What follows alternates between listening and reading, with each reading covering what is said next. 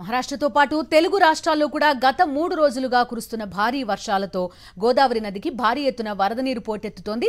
దీంతో రాజమహేంద్రవరంలోని ధవళేశ్వరం బ్యారేజ్ వద్ద గోదావరి పరవళ్లు తొక్కుతోంది. దీంతో ధవళేశ్వరం బ్యారేజ్ వద్ద నీటి మట్టం ఇప్పటికే 11.3 అడుగులకు చేరుకోగా బ్యారేజ్ 175 గేట్లు ఎత్తి దిగువకు 9,25,000 క్యూసెక్కుల నీటిని వదులుతున్నారు. అప్రమత్తమైన తూర్పు గోదావరి జిల్లా అధికారులు వరద ప్రభావిత ప్రాంతాల్లో హెచ్చరికలు జారీ చేశారు.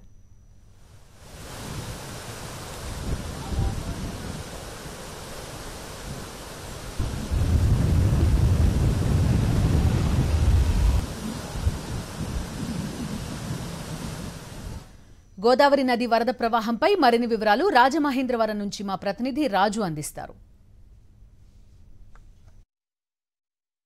విస్తారంగా కురుస్తున్న వానలతో అఖండ గోదావరి వరద నీటితో ఉధృతంగా ప్రవహిస్తున్న పరిస్థితి ఉంది. ప్రస్తుతం మనం ధవళేశ్వరం బ్యారేజ్ వద్ద ఉన్నాం. ఇక్కడ చూసినట్లయితే గోదావరి ఉరకలేస్తూ దిగువ ప్రాంతానికి వేగంగా ఉధృతంగా ప్రవహిస్తున్న పరిస్థితి ఉంది. సుడులు తిరుగుతూ ప్రవాహం చాలా వేగంగా దిగువ ప్రాంతానికి వెళ్తున్న పరిస్థితులు ఇక్కడ మనం చూసుకోవచ్చు. బ్యారేజ్కి సంబంధించి చూసినట్లయితే ఇప్పటికే దాదాపు 11 గంటల వరకు చూసిన ఇరిగేషన్ అధికారులు ఇచ్చిన సమాచారం మేరకు దాదాపు 11.30 అడుగుల నీటి మట్టం చేరుకుంది.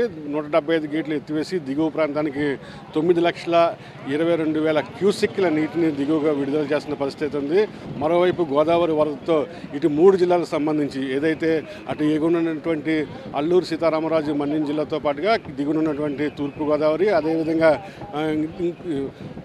కోనసీమ సంబంధించి డాక్టర్ బిఆర్ అంబేద్కర్ కోనసీమ జిల్లా అధికార యంత్రాంగంగా అంతా కూడా పూర్తిగా అప్రమత్తమయ్యి వరద పరిస్థితిని ఎప్పటికప్పుడు అధికారులు సమీక్షిస్తున్నారు. ఇంకా ముఖ్యంగా చూసినట్లయితే ఎగువ ప్రాంతంలోని అటు కోనవరంతో పాటుగా చింతూరు, విఆర్పురం మండలాలన్నీ కూడా గోదావరి వరదకు చిక్కుకున్నాయి. కోనవరం వద్ద 32 అడుగులకు గోదావరి వరద చేరుకున్న పరిస్థితి అయితే ఉంది. ఇంకా పోలవరం నుంచి కూడా దిగువకు వరద నీరు ఉధృతంగా ప్రవహిస్తున్న పరిస్థితి ఉంది. ఇక తూర్పు గోదావరితో పాటుగా ఇటు దిగునున్నటువంటి డాక్టర్ బిఆర్ అంబేద్కర్ కోనసీమ జిల్లాలోని పి గన్నవరం నియోజకవర్గాలకు సంబంధించి చూసినట్లయితే గంటి పెద్దపూడి వద్ద 4 గ్రామాలకి లంక గ్రామాలకి వరద నీరు చుట్టుముడడంతో అక్కడ ఉన్నటువంటి ప్రజలంతా కూడా నాటు పడవలను ఆశ్రయించి దిగువ ప్రాంతానికి వస్తున్న పరిస్థితులు అయితే కనిపిస్తున్నాయి. ముఖ్యంగా అధికారులు ఇటు తూర్పుగోదావరితో పాటుగా కోనసీమ జిల్లాల్లో కూడా కంట్రోల్ రూమ్ ఏర్పాటు చేసి వరద సహాయ చర్యలు అందించేందుకు సన్నద్ధమైన పరిస్థితులు అయితే కనిపిస్తుంది. ఇది గోదావరి వరదలకు సంబంధించిన తాజా అప్డేట్స్. వీడియో జర్నలిస్ట్ మురళితో కలిసి కరస్పాండెంట్ రాజు, సాక్షి టీవీ, ధవళేశ్వరం బ్యారేజ్ నుంచి. గోదావరికి వరద ప్రవాహం పెరగడంతో తెలుగు రాష్ట్రాలు అప్రమత్తమయ్యాయి. నదీ పరివాహక ప్రాంతాల్లో నిరంతరం పర్యవేక్షిస్తూ ఎన్డీఆర్ఎఫ్ బృందాలను ఏర్పాటు చేస్తున్నారు. ఇప్పటికే ఒక ఎన్డీఆర్ఎఫ్ బృందం భద్రాచలం చేరుకోగా మరో 2 బృందాలు బయలుదేరాయి. అల్లూరి సీతారామరాజు జిల్లా చింతూరులో మరో ఎన్డీఆర్ఎఫ్ బృందం వరద పరిస్థితులపై సమీక్షిస్తోంది. భద్రాచలంలో గోదావరి నీటి మట్టం 41 అడుగులకు చేరడంతో ఎటువంటి పరిస్థితులనైనా ఎదుర్కొనేందుకు సిద్ధమవుతున్నారు.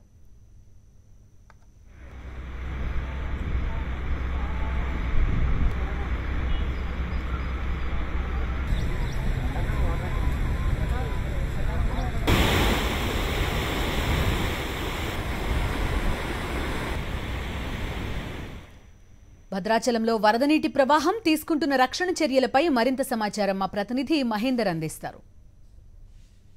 భద్రాచలంలో గోదావరి నీటి మట్టం 44 అడుగుల వద్ద నిలకడగా కొనసాగుతుంది. అయితే ఎగువ నుంచి భారీ ఎత్తున వరద ఫ్లోటింగ్ సంబంధించి వస్తున్న నేపథ్యంలో ఇక్కడ ఎన్డీఆర్ఎఫ్ టీమ్స్ ను కూడా ప్రస్తుతం రంగంలోకి దించారు. ఇప్పటికే ఉన్నతాధికారులు సీఎం కేసీఆర్ కూడా ఈ ఫ్లడ్ సంబంధించి గోదావరి పరివాహక ప్రాంతంలో పడుతున్న వర్షాలకు సంబంధించి కూడా ఇప్పటికే మీటింగ్ సంబంధించి ఏర్పాటు చేసి అందరినీ అధికార యంత్రాంగాన్ని కూడా అప్రమత్తం చేశారు. జిల్లాకు సంబంధించిన మంత్రి అజయ్ కుమార్ ను కూడా భద్రాచలంలో ఉండి ఈ పూర్తిగా వరదలు తగ్గుముఖం పట్టేంత వరకు కూడా సహాయక చర్యలు చేపట్టాలని కూడా ఆదేశాలు జారీ చేశారు. ప్రస్తుతం ఎన్డీఆర్ఎఫ్ సంబంధించి టీం సంబంధించి వాళ్ళు మనకు అందుబాటులో ఉన్నారు. వారిని అడిగి తెలుసుకునే ప్రయత్నం చేద్దాం. చెప్పండి, ఎంతమంది టీమ్స్ ప్రస్తుతం అందుబాటులో ఉన్నారు, ఎటువంటి చర్యలు చేపట్టారు? కలెక్టర్ మేడం ఆదేశాల మేరకు, మా కమాండెంట్ జాహిద్ ఖాన్ ఆదేశాల మేరకు 10 ఎన్డీఆర్ఎఫ్ విజయవాడ నుంచి రావడం జరిగింది. ఒక టీము మొత్తం 25 మెంబర్స్. ఈ సూపర్విజన్ శ్రీమతి సుమన్ మేడం సూపర్విజన్ మీద, కమాండర్ నా పేరు సత్యనారాయణ. మొత్తం టీం కలిపి డిప్లాయ్ ఇక్కడ భద్రాచలంలో ఒక టీం డిప్లాయ్ చేయడం జరిగింది. 2 టీములు ఆన్ ది వే వస్తున్నాయి. వాటిని కూడా రిక్వెజేషన్ ఇవ్వడం జరిగింది. 2 టీములు కూడా వస్తాయి అని చెప్పారు.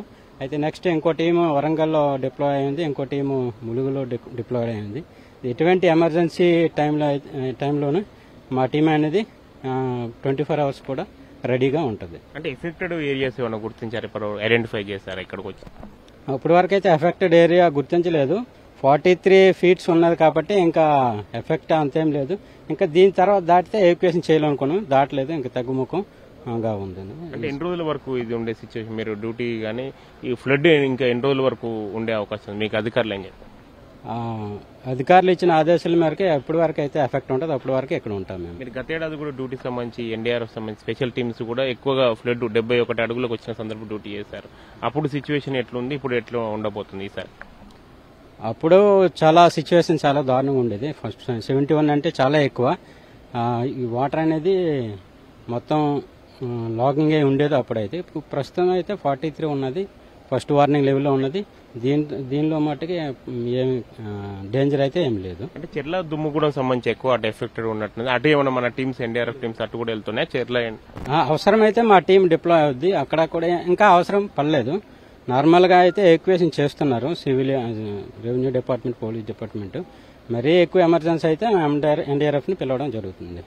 చూడొచ్చు, ఎన్డీఆర్ఎఫ్ సంబంధించి టీం సంబంధించి సభ్యులు చెప్తుంది. ప్రస్తుతం మాత్రం అదనంగా దాదాపుగా 5 టీమ్స్ వచ్చాయి. సిచ్యువేషన్ బట్టి కూడా వాళ్ళు ఎక్కడికక్కడ డిస్పాచ్ సంబంధించి అవుతామని చెప్తున్నారు. ఇటు ములుగు ఆ ప్రాంతం నుంచి కూడా మరో 2 టీమ్స్ కూడా వస్తున్నట్లు కూడా వాళ్ళు చెప్తున్నారు. అంటే ఫ్లడ్ ఎంత పెద్ద స్థాయిలో వచ్చినా కానీ అన్ని విధాలా ఎదుర్కోవడానికి ప్రస్తుతం సిద్ధంగా అధికార యంత్రాంగం సిద్ధంగా ఉంచిందని చెప్పుకోవాలి. ఎన్డీఆర్ఎఫ్ సంబంధించి ఇంకో చింతూరులో కూడా ఇంకో టీం ఎక్కడ ఉంది? చింతూరు ఏఎస్ఆర్ డిస్టిక్ చింతూరులో ఒక టీం డిప్లాయిడ్ అయి ఉంది ఆల్రెడీ. అక్కడ కూడా ఎమర్జెన్సీలో అక్కడ స్టాండ్ బైలో టీం ఉన్నది. ఎటువంటి ఎమర్జెన్సీ అయినా ఆ టీం కూడా యాక్షన్ లోకి వస్తుంది. అంటే గోదావరి ఏరియా ఏఎస్ఆర్ డిస్టిక్ పక్కనే అక్కడో టీము ఎక్కడో టీము, 2 టీములు వరంగల్లో 2 టీంలు ఉన్నాయి.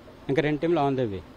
అంటే ఓవరాల్ గా గోదావరి పరివాహక ప్రాంతం ఇటు వరంగల్ గానీ, ఇటు ఖమ్మం గానీ, అటు తూర్పు గోదావరి పక్కన ఇటు సైడ్ ఈ బెల్ట్ మొత్తం గోదావరి పరివాహక ప్రాంతంలో కూడా పూర్తిగా ఎన్డీఆర్ఎఫ్ టీమ్స్ అందుబాటులో ఉన్నాయి. ఎంత పెద్ద స్థాయిలో ఫ్లడ్ వచ్చినా కానీ ఎదుర్కోవడానికి కూడా సిద్ధంగా ఉన్నామని చెప్తున్నారు. ఇప్పటికే సీఎం కేసీఆర్ కూడా ఫ్లడ్ సంబంధించి రివ్యూ మీటింగ్ సంబంధించి ఏర్పాటు చేయడం జరిగింది. మరో 2 రోజుల పాటు కూడా భారీ వర్షాలు ఉండే అవకాశం ఉండడం, అదేవిధంగా అటు గోదావరితో పాటుగా అటు ప్రాణహిత ఉపనది ఇంద్రావతి ఇవి కూడా ఉధృతంగా ప్రవహిస్తున్నట్టు శబరి నది ఫ్లోటింగ్ సంబంధించి కూడా పెరుగుతున్న నేపథ్యంలో ఏ సమయంలోనైనా కానీ మళ్లీ తిరిగి భద్రాచలంలో గోదావరి నీటి మట్టం పెరిగే అవకాశం ఉండడంతో కూడా ఆ స్థాయిలో కూడా ముందస్తుగా కూడా అంత అధికార యంత్రాంగం మాత్రం సిద్ధమవుతుందని చెప్పుకోవాలి. ఇది భద్రాచలంలో latest updates. Camera person Satish Mahendra Sakshi, Bhadrachalam.